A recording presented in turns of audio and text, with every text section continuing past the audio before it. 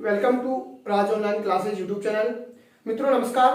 जैसा कि हम नए वर्ष के नए आगाज के तहत नव सीरीज के अंतर्गत हम प्रत्येक दिन का एक ऐसा टॉपिक पढ़ रहे थे जो सभी परीक्षाओं के लिए महत्वपूर्ण टॉपिक है। ऐसे टॉपिक की तीसरी क्लास के रूप में हम बात करते हैं। तीसरी क्लास आज हमारी होगी और तीसरी जो क्लास होगी उसमें हम पढ़ने जा रहे हैं स्थानांतरित कृषि। यानी स्थानांतरित कृषि से सभी एग्जामों में लगभग प्रश्न पूछा जाता है। तो देखिए क्या होती है स्थानांतरित कृषि। सबसे पहले अगर हम बात करूं तो इसके शब्द जो है इनको हम टुकड़े करते हैं स्थानांतरित। एक होता है मित्रों स्थान, एक होगा स्थान और दूसरा होता है प्लस अंतरित। अंतरित यानी ये जो शब्द हमारे सामने आया है स्थानांतरित, इसको हमने दो टुकड़ों में विभाजित कर लिया है। स्थान धन अंतरित। स्थान का यहां पर मतलब होगा जगह। स्थान से क्या अर्थ होगा यहां पर जगह कह सकते हैं कि जगह, और अंतरित का मतलब होगा बदलना। अंतरित का मतलब क्या होगा यहां पर बदलना। तो सीधा सा हमारे समझ में आया कि स्थानांतरित का अर्थ क्या होगा, यानी स्थान या जगह बदलना ही क्या कहलाता है, स्थानांतरित कहलाता है। देखिए अगर हम बात करें कि स्थान या जगह बदलकर की जाने वाली कृषि, हम स्थानांतरित कृषि किसको कह सकते हैं, स्थान या जगह बदलकर की जाने वाली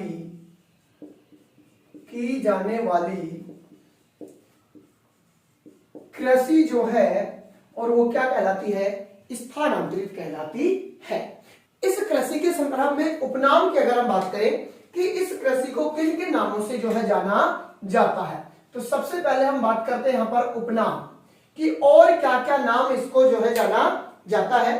तो देखिए उपनामों की अगर हम बात करें तो एक इसको कहा जाता है आदिम कृषि। क्या कहा जाता है, आदिम कृषि। एक इसको कहा जाता है चलायमान कृषि। चलायमान कृषि। एक इसको कहा जाता है कर्तन कृषि।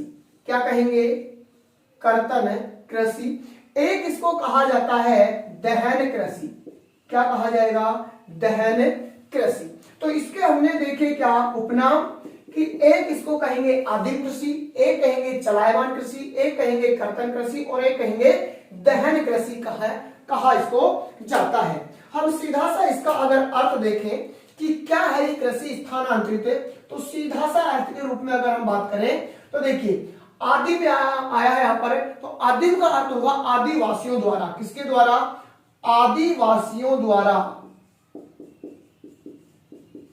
आदिवासियों द्वारा जंगलों को, किसको, जंगलों को काट कर यानी आदिवासियों द्वारा जंगलों को काटकर तथा वृक्षों को जलाकर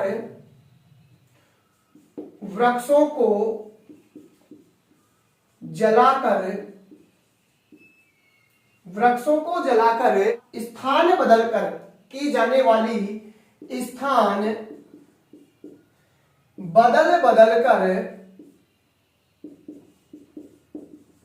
स्थान बदल कर की जाने वाली जो कृषि होगी वो क्या कहलाएगी दोस्तों, स्थानांतरित कृषि कहलाती है। सीधा सा अर्थ हमारे सामने आया कि आदिवासियों द्वारा जंगलों को जलाकर, जंगलों को काटकर, पहले हमारे सामने आया कि जंगलों को काटकर शब्द आया इसलिए इसको कहते हैं कर्तन। दूसरा शब्द आया हमारे पर वृक्षों को जलाकर, इसलिए इसको क्या कहते हैं, दहन कृषि। जलाने के कारण इसको दहन कृषि और इनको जंगलों को काटने के कारण इसको कर्तन कृषि कहा जाता है। और स्थान बदल कर इसलिए इसको कहा जाता है चलायमान, यानी एक स्थान पर लगातार नहीं की जाती है, लगभग 2 या 3 वर्षों तक, जब तक वो भूमि उपजाऊ होती है तब तक वहां कृषि करते हैं और इसके बाद में दूसरे स्थान पर जाकर ये लोग कृषि करने लगते हैं। जैसे अगर हम बात करें कि ये हमारा एक मान लीजिए जंगल है ये, और इस जंगल में मान लीजिए इस प्रकार से जो ये वृक्ष है, ये जो वृक्ष है इस जंगल में, और इन वृक्षों के संदर्भ में अगर हम बात करें इस प्रकार से वृक्ष होते हैं और इन वृक्षों को क्या किया जाता है, इनके द्वारा काटा जाता है और इन वृक्षों को काटकर इस क्षेत्र को क्या कर दिया जाता है, जो झाड़ झंकड़ वगैरह होते हैं इनको जला दिया जाता है और जलाकर की जाने वाली कृषि है वही क्या कहलाती है मित्रों, स्थानांतरित कृषि कहलाती है। अब अगर हम बात करें इस स्थानांतरित कृषि में, तो प्रतियोगी परीक्षाओं में सीधा का सीधा प्रश्न पूछा जाता है इसकी विशेषताओं से। तो हम लेके चलने वाले हैं इस स्थानांतरित कृषि की विशेषताएं कि क्या क्या विशेषताएं हैं जो इस स्थानांतरित कृषि की विशेषताएं के रूप में जानी जाती हैं। अगर मैं बात करूं सबसे पहली नंबर एक विशेषता, सबसे पहली नंबर एक कि ये जो कृषि है जलाकर की जाती है, तो राख का प्रयोग, किसका प्रयोग, राख का प्रयोग रासायनिक उर्वरकों के रूप में, रासायनिक उर्वरकों के रूप में, उर्वरकों या खाद कह सकते हैं, खाद के रूप में उपयोग होता है।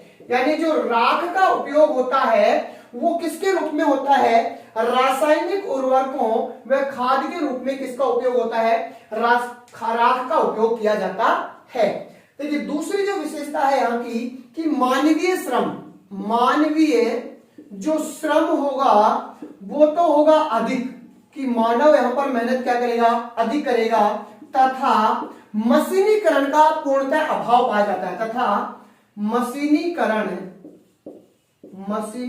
का पूर्णतः क्या पाया जाता है, अभाव पाया जाता है, अभाव पाया जाता है। यानी मशीनीकरण का तो यहां पर पूर्णतः अभाव पाया जाता है, लेकिन अगर हम बात करें तो यहां पर मानवीय जो श्रम है ये अधिक होती है। क्यों होती है, क्योंकि यहां पर जो प्राचीन उपकरण है, प्राचीन उपकरण और प्राचीन उपकरणों द्वारा ये कृषि की जाती है। यानी हम ये भी विशेषता में जोड़ सकते हैं कि इसमें मशीनों का प्रयोग नहीं किया जाता, अभाव पाया जाता है, प्राचीन उपकरणों के द्वारा यह कृषि की जाती है, जैसे कुदाली है,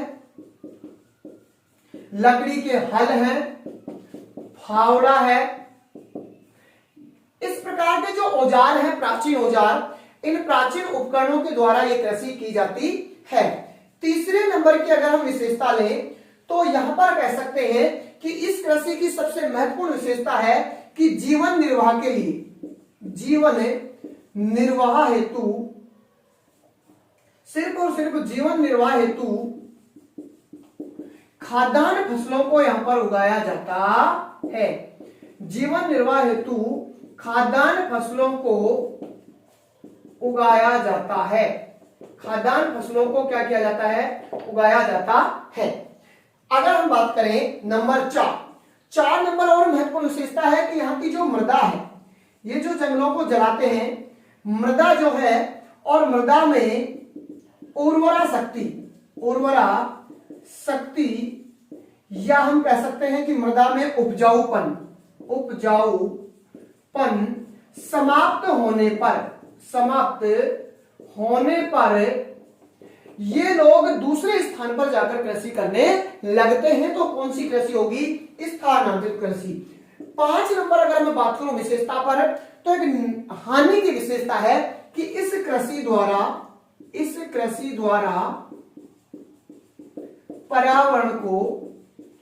पर्यावरण को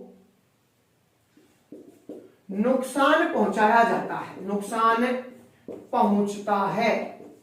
यानी पर्यावरण को इस कृषि के द्वारा क्या पहुंचता है, नुकसान पहुंचता है। जब जंगलों को काट कर इनको जलाया जाता है तो पर्यावरण को क्या होगा, यहाँ पर नुकसान पहुंचाया जाता है। देखिए फिर से हम बात करते हैं, बहुत ही महत्वपूर्ण टॉपिक है, आगे पूरे वीडियो को जरूर देखें आप, क्योंकि आगे आने वाले जो महत्वपूर्ण चीजें हैं वो आगे हैं। तो देखिए स्थान बदलकर की जाने वाली जो कृषि है इसको हम कहते हैं स्थानांतरित। स्थान धन अंतरित, मैंने बताया स्थान यानी जगह और अंतरित यानी बदलना।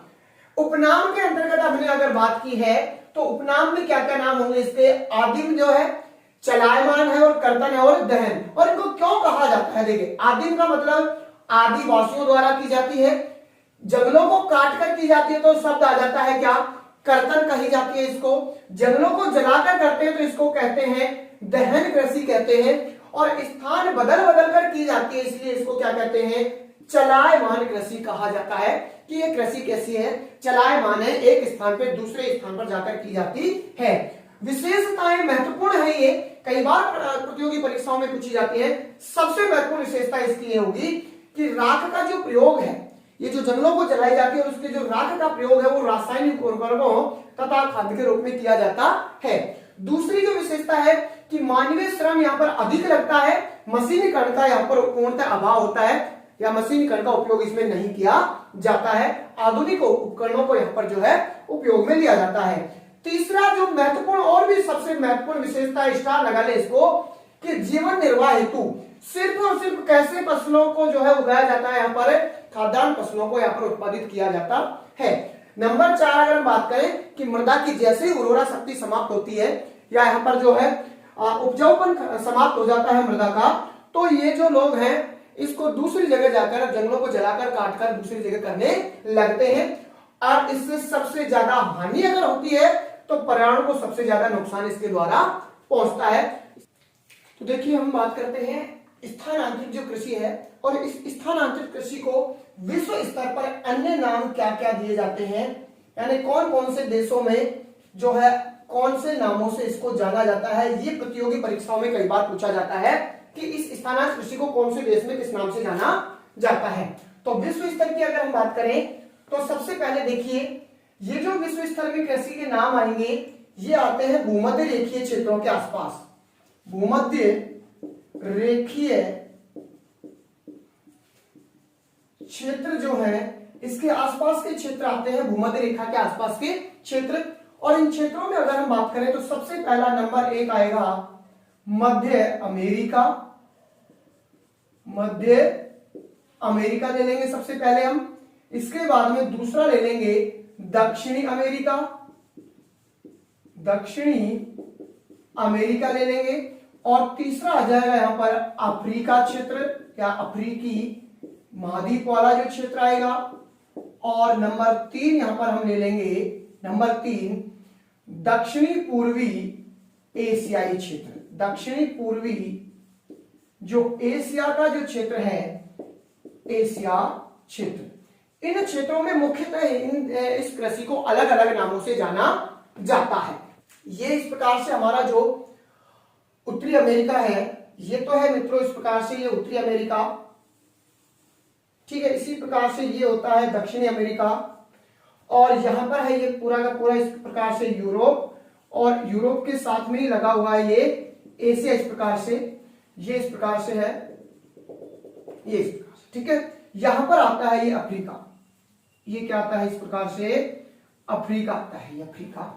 और यहाँ पर ऑस्ट्रेलिया। यानी कुल मिलाकर हमारे ये क्षेत्र हम देखेंगे यहाँ पर इस कृषि को किन किन नामों से जाना जाता है। तो सबसे पहला अगर हम बात करें तो यहाँ पर मध्य अमेरिका, जो हमने पहले भाग लिया मध्य अमेरिका, और मध्य अमेरिका में यहाँ पर एक देश आता है मैक्सिको। क्या आता है, मैक्सिको। और मैक्सिको जो देश है, मैक्सिको देश में अगर हम बात करें तो इस कृषि को किस नाम से जाना जाता है। एक नाम तो होगा मैक्सिको में मिल्पा। क्या होगा, मिल्पा। एक नाम तो क्या होगा मैक्सिको में, मिल्पा होगा। एक तो होगा यहां पर मिल्पा और दूसरा होगा यहां पर कोमिल। क्या होगा, कोमिल। यानी सीधा सा आप याद रखें कि मैक्सिको में मिलने गई कोमिल। मैक्सिको में मिलने कौन गई, कोमिल। तो मैक्सिको में एक नाम आया मिल्पा और दूसरा नाम आया कोमिल, इसको जो है कहा जाता है। अगर हम बात करें यहां पर एक, यहां पर जो देखो दूसरा जो देश आता है, और एक देश आता है यहां पर वेनेजुएला। वेनेजुएला। और वेनेजुएला की अगर हम बात करें कि वेनेजुएला में इसको क्या कहा जाता है, तो वेनेजुएला में मित्रों इसको कहा जाता है कानुको। क्या कहा जाता है, कानुको। हम बोलते हैं कई बार कि पटवारी जो होते हैं, पटवारी से ऊपर का जो पद होता है वो कानुको ही होता है। तो वेनेजुएला में आप सीधा सा याद रखें कि वहां पर पटवारी और कानुको जाता है, तो वेनेजुएला में क्या कहते हैं, इसको कानुको कहा जाता है। एक देश आता है यहां पर दक्षिणी अमेरिका में, और वो देश है ब्राजील। क्या है, ब्राजील। और ब्राजील में मुख्य रूप से सबसे मोस्ट अगर है तो ब्राजील का ही पूछा जाता है परीक्षाओं में अक्सर पे कि ब्राजील में इसको कहा जाता है रोका। ब्राजील में क्या कहा जाता है, इसको रोका कहा जाता है। ब्राजील में क्या कहेंगे, रोका। इसी प्रकार से हम आगे बढ़े तो यहाँ के जो देश होंगे, देखिए अफ्रीका के जो देश हैं, और अफ्रीका देशों की अगर हम बात करें तो एक यहाँ पर आता है मध्य अफ्रीका, ये क्षेत्र कौन सा आता है, मध्य अफ्रीका है।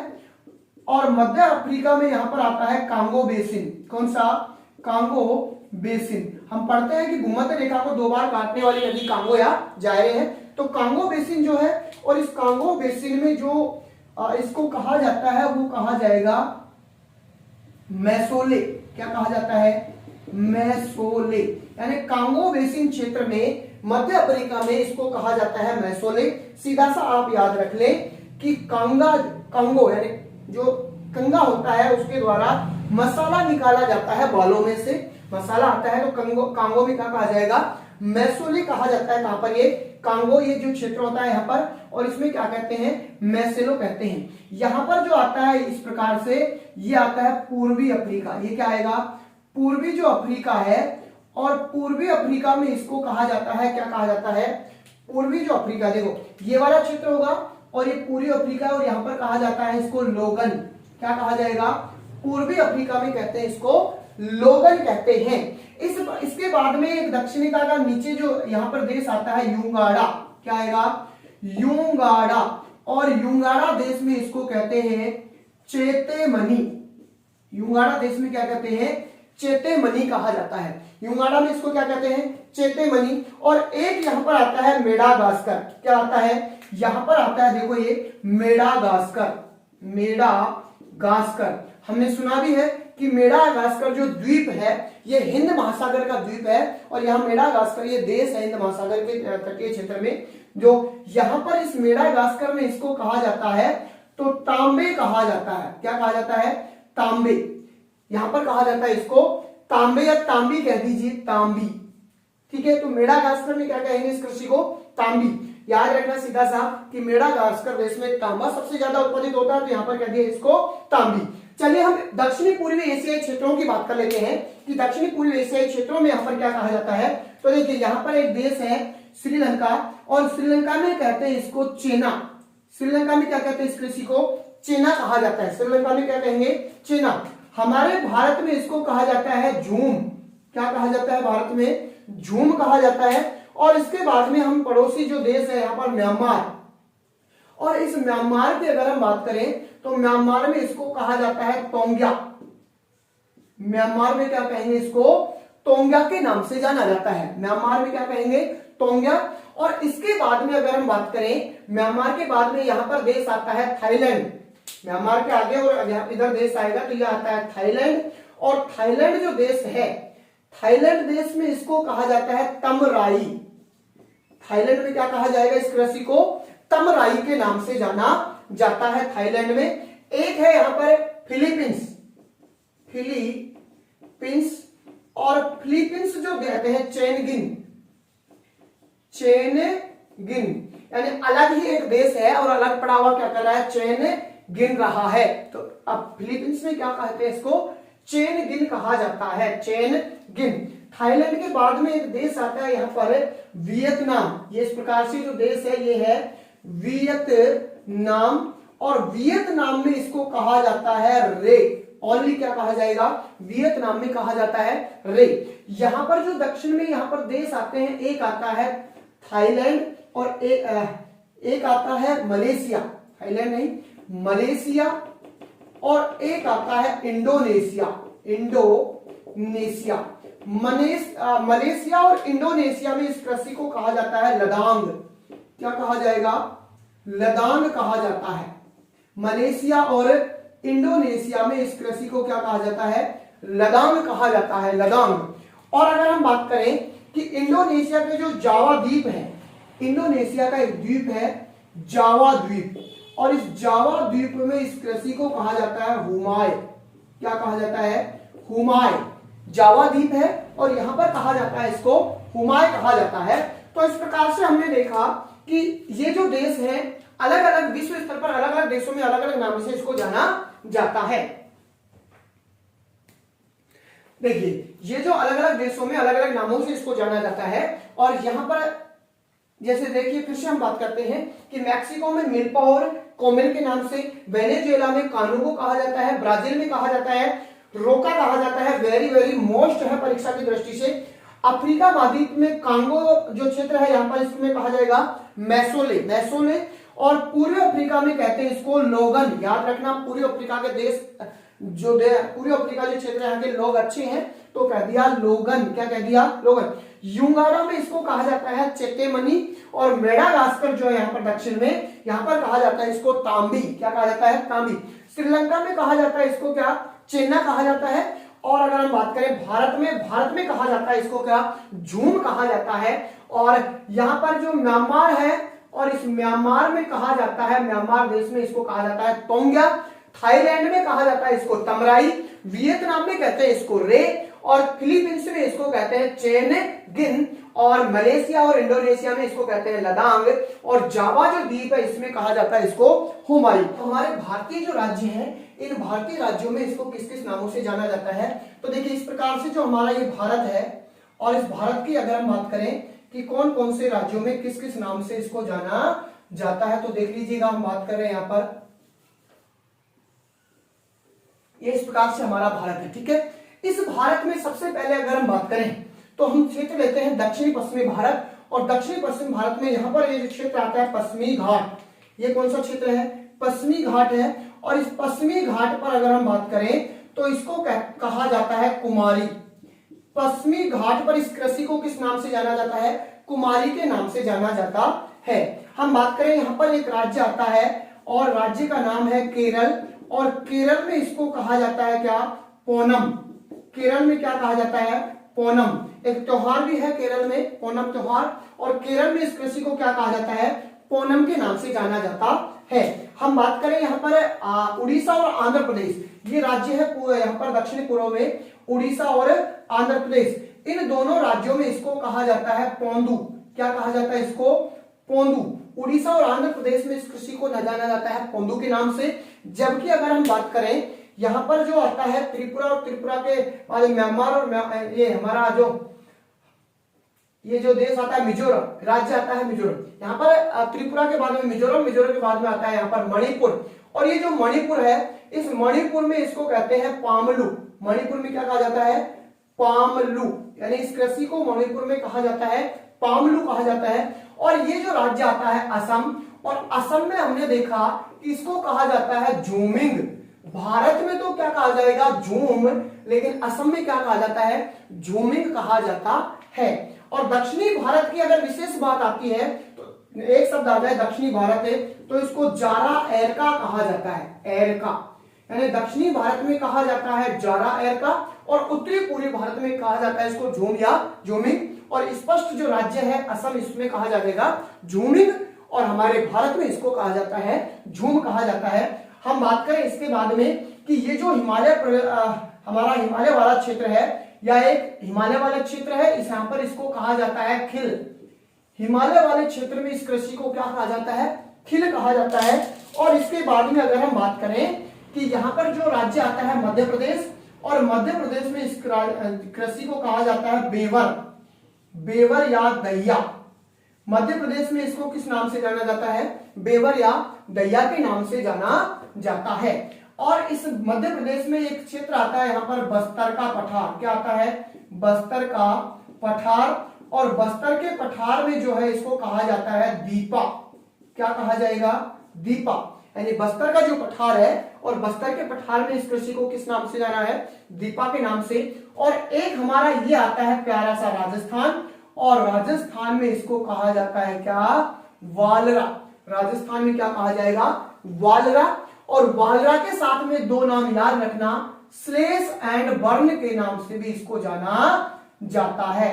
स्लेश एंड बर्न, स्लेश एवं बर्न के नाम से भी जो है इसी कृषि को राजस्थान में जाना जाता है, जो वालरा है। और वालरा कहा जाता है, और उसके साथ में याद रखना सीधा सा स्लेश एंड बर्न। पूछा गया था एक बार परीक्षा में, सीधा सा ये हल।